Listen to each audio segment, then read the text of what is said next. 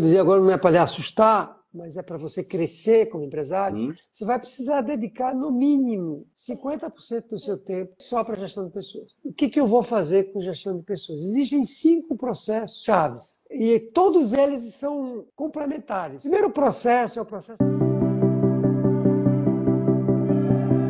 Eu não, né? Meu nome é Arthur Kefren, aqui tá o Arthur Kefren. Ah, legal. Arthur, então, vou chamar de Isso, Arthur. Arthur, perfeito.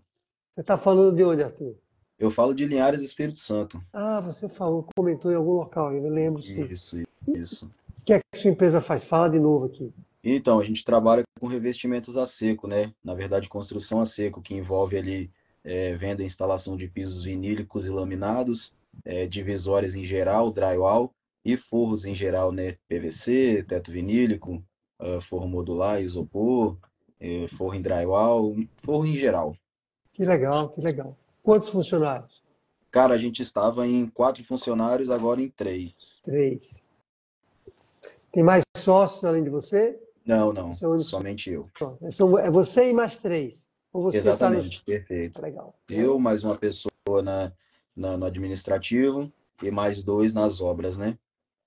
Quantos anos tem a empresa? Eu, com a minha empresa, eu tô desde 2018. Que Eu puxa já vida. trabalhava de sócio com a outra pessoa e acabei desfazendo a sociedade, né?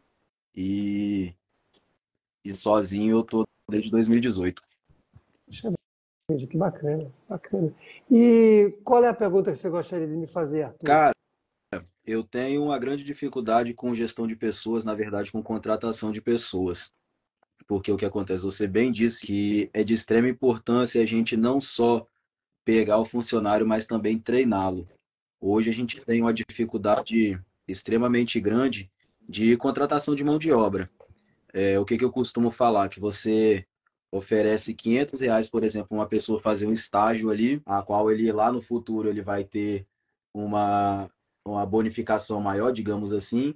Mas se você oferece, por exemplo, R$ 3.000 para uma pessoa mais jovem ali que não tem tanto estudo, de repente, para estar dentro de obra ou para participar de uma obra, as pessoas não entendem isso como um trabalho. E isso acaba me bloqueando muito. A construção civil em geral, do ramo que eu trabalho pelo menos, ela não exige uma quantidade muito grande de pessoal, porém exige que tenha um conhecimento muito específico. E isso me causa meio que um bloqueio com relação a contratar uma pessoa, treiná-la, e não estar no canteiro de obras, e estar mais na parte comercial. Legal. Você tem alguma dica para me ajudar com relação à contratação, treinamento ou alguma coisa nesse sentido? Tenho sim. Veja só, tem várias dicas, né, mas eu vou lhe dar aqui eu vou lhe falar em 5 processos chaves que a gente precisa realizar para poder formar uma equipe que eu chamo de equipe lucrativa. Eu sempre uso o termo lucrativo, né? Sim, Alguém que você contrate que gere lucro para você. Mas deixa eu dizer uma coisa antes, importante, que é o seguinte. Vamos, vamos pensar numa grande empresa primeiro, só para depois a gente voltar para uma pequena empresa. Você tem ideia quanto tempo um gestor, por exemplo, de uma grande empresa, imagine um presidente de uma grande empresa, um CEO, um comandante. Você tem uma ideia quanto tempo do tempo dele, quanto tempo ele dedica só para gerenciar as pessoas? a grande Um percentual. maioria, a maior parte do dia, no mínimo. Dá um chute aí. Ah, Sem, se ele trabalha durante 10 horas, por exemplo, eu imagino que pelo menos de 6 a 8. acertou. Ele, em média, 80% do tempo dele ele é dedicado à gestão de pessoas. Conversar, reuniões, quer dizer, não quer dizer que nessa hora ele não está criando, não está pensando, mas é o tempo todo se relacionando com pessoas. 80% no mínimo, né? E 20% do tempo dele para fazer uma tarefa mais isolada. Quando a gente vai para uma pequena e média empresa, pior que não é tão diferente, mas a gente está falando de um tempo menor. Porque a gente sabe que o pequeno e médio empresário ele tem um negócio que é menor e ele precisa ser meio que super-homem, né? E eu não Dividir um estou pouco as tarefas ali, eu não né? tô O tempo para dizendo que está realizar as certo, tarefas. não. Mas na prática é o que acontece. Então, imagine você, e que eu dizer agora não é para lhe assustar, mas é para você crescer como empresário, Sim, você vai precisar dedicar no mínimo, 50% do seu tempo, no mínimo, com gestão de pessoas. até só para a gestão de pessoas. É como se você trabalhasse 8 horas, 4 horas, você vai cuidar só de gestão de pessoas. Sim, Legal, Tederaldo, entendi. O que eu vou fazer com gestão de pessoas? Existem 5 processos, que são 5 justamente. processos chaves para você fazer gestão de pessoas. Vou falar rapidamente deles, porque a gente precisaria aprofundar cada um deles. Primeiro processo, e todos eles são complementares. Lembra que eu estava falando, né, que a gente não pode pular etapas, eu tenho que seguir Sim, os 5. Primeiro processo é o processo de recrutamento. Recrutar não é selecionar. Recrutar é onde eu vou buscar a pessoa que vai ter um perfil parecido com aquele que eu quero contratar. Vou dar o meu exemplo. Eu seleciono pessoas, por exemplo, em universidades de marketing, que eu preciso de pessoas de marketing. Ou eu seleciono pessoas em universidades e locais que formam administradores, que eu preciso de administradores. Então, esse é o primeiro, é saber onde Arthur vai encontrar gente. Não quer dizer que você vai encontrar a pessoa certa. Você precisa saber onde é que você vai trazer alguém para você fazer o segundo processo, que é selecionar, entrevistar. Se eu não sei onde recrutar, eu vou trazer um monte de gente que, sabe aquele... aleatório. E aí eu vou trazer 100 currículos, dos 100, 2 prestam. Isso acontece com frequência. É isso aí. Então, passo 1, onde eu recruto. Por exemplo, onde é que eu recruto vendedor? Eu recruto vendedor, às vezes, na rua. Eu vou numa loja, eu vejo que a pessoa ali me atendeu bem, ela vende roupa. E daí? Se ela vende roupa, ela pode vender um treinamento, por exemplo, Sim, uma consultoria. com Então, certeza. eu seleciono na rua. Então, isso é recrutamento. Tá? Você tem que encontrar o seu local de recrutamento. Segunda coisa é selecionar. De todas, o mais difícil é esse. É selecionar. De todos, de todos. Sim, E selecionar significa eu saber fazer uma entrevista com a pessoa, de maneira que eu erre menos na hora que eu vou contratar ela. Porque eu vou errar, mesmo entrevistando. Você tem uma ideia, Arthur? Uma empresa que tem uma boa estrutura de entrevista, ela vai errar, em média, 50%. Veja que nossa. loucura. Veja que loucura. Ou seja, de cada 100, é assim, acontece assim, de cada 100, 50 não vão dar certo. É pior do que o que eu vou falar. 50 não vão dar certo. E 50 podem dar certo. Podem ainda, né? Podem. Ou seja, se você desenvolver um processo de seleção, você ainda vai errar. Então, esse é o segundo processo. Mas ele só vai funcionar, senão ele vai lhe cansar se você acertar nesse. Senão você vai trazer muita gente e vai morrer de trabalhar selecionando, não vai dar em nada. Terceiro processo, treinar. Que eu estava falando. Porque quando você treina, você selecionou alguém, você não sabe se ele vai dar certo. Quando você começar a treinar ele, aí você vai dizer, trouxe a pessoa errada. Já me Percebeu? aconteceu, já me ocorreu. Pois é. Então, quando você treina imediatamente, você submete ele a um treinamento que você criou, que você sabe no treinamento.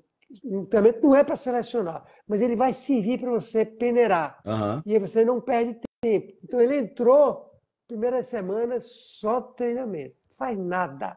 E aí você vai peneirar. Quarto processo, avaliação de desempenho. Porque você treinou, você acha que o cara vai dar certo, ou a mulher, a sua assistente vai dar certo.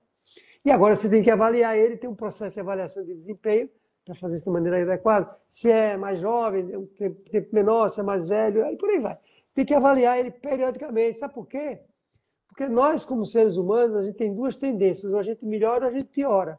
Sim. E aí você tem que observar se a pessoa está piorando para você levantar ela de volta, ou se ela está melhorando e você continuar empurrando ela. Se você não faz isso, ela relaxa e vai dizer, E no seu ponto ah, de, no seu ponto de vista, se eu estou oferecendo um treinamento à pessoa ali e ela acha que, e eu vejo que de repente ela não tenha tanto potencial quanto eu achei que tivesse, você acha que a gente já deveria, de repente, cortar o mal por aí ou Excelente continuar pergunta. insistindo? O prazo é o seguinte, é o prazo legal. Aí você tem. Bote uma pergunta, preste atenção no que eu vou dizer. Se depois de 3 meses, se você fizer tudo isso que eu estou falando, tá? E depois de 3 meses você tiver alguma dúvida, estou com dúvida ainda. Sabe o que é que você deve fazer? Não, Não contrate. não Porque se contrato. você fez todo esse dever de casa que eu estou dizendo, e se E você. ainda assim não deu certo? Não deu certo, você está em dúvida.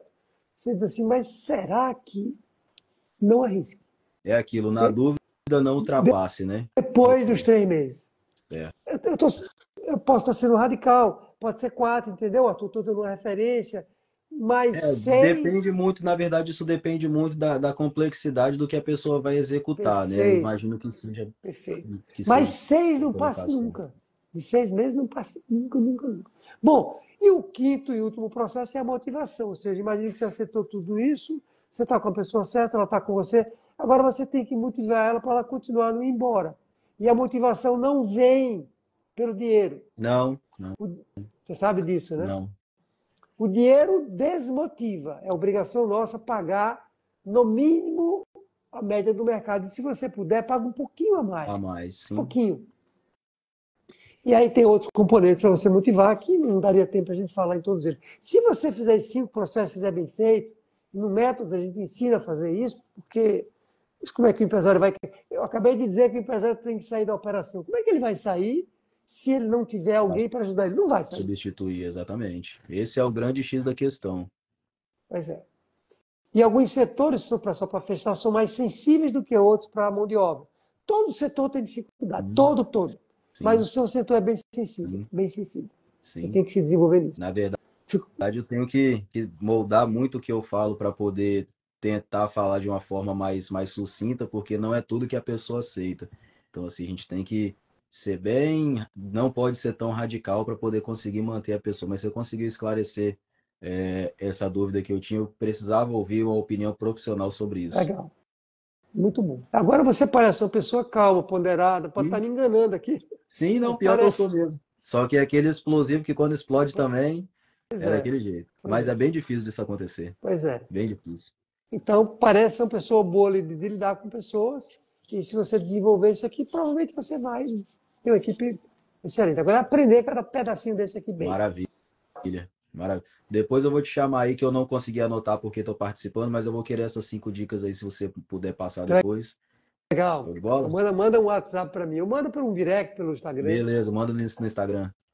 Obrigado pela pergunta, Arthur. Muito obrigado pela resposta, foi muito válida. Uma ótima Continue noite.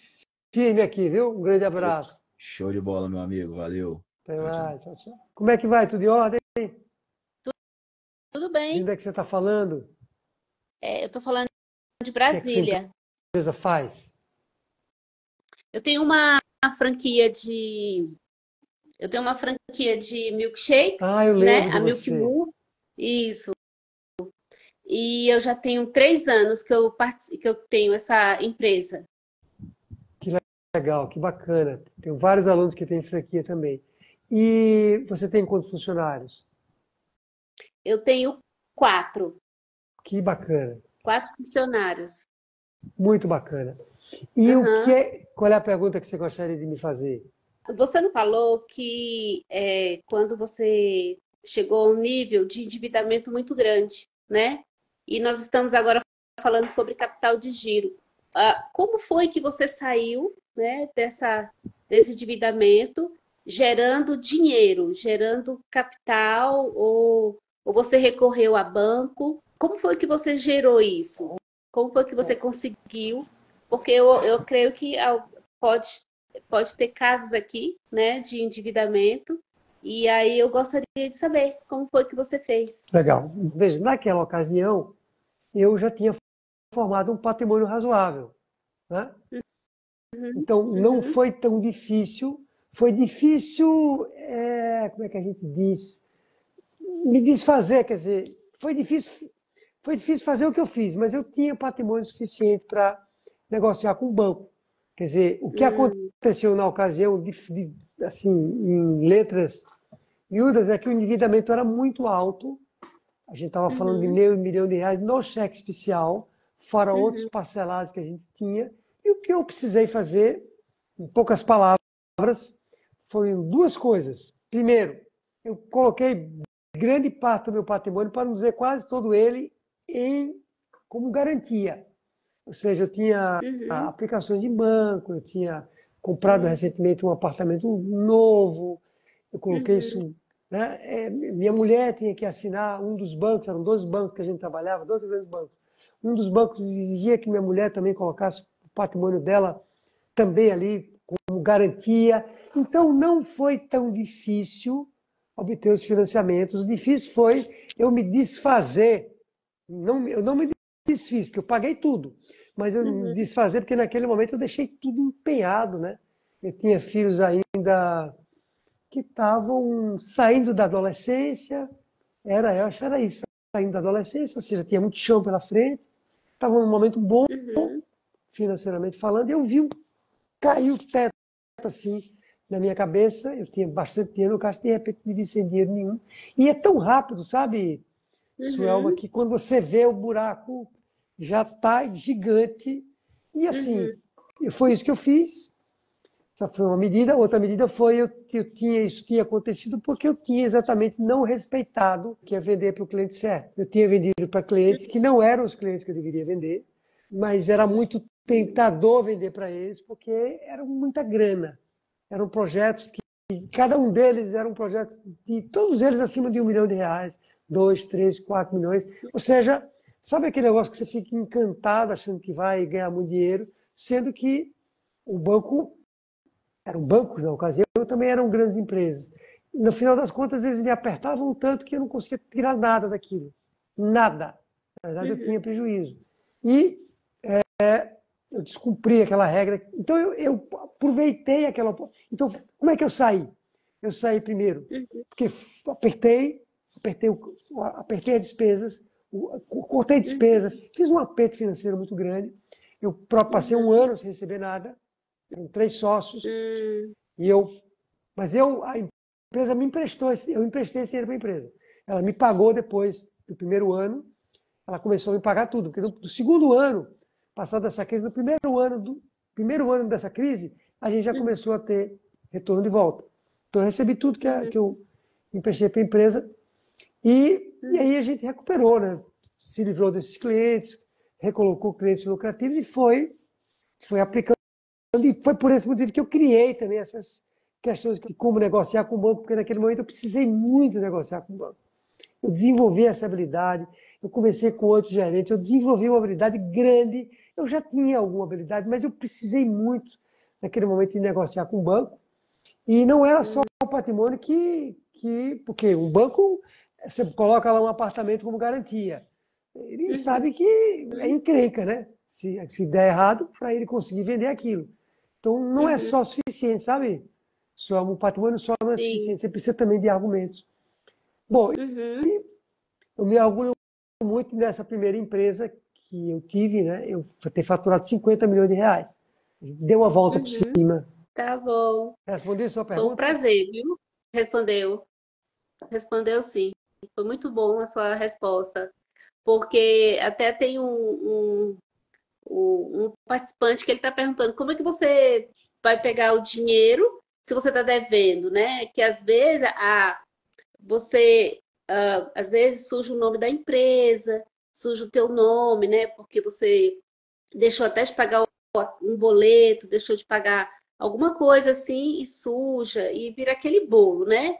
E aí, como é que faz com o banco, né? Como é que eu vou resolver isso com o banco? E muitas vezes eles não emprestam. Não adianta que eles não emprestam, né? Exatamente. Eu sempre digo que nunca deixe para você pedir dinheiro no banco se você não tem patrimônio, não tem bens relevantes. Quando você está no desespero, por isso que tem que ter um fluxo de caixa, por isso que tem que ter um controle financeiro, para quando você enxergar que vai ter problema, mas não está com problema ainda, você já se antecipa.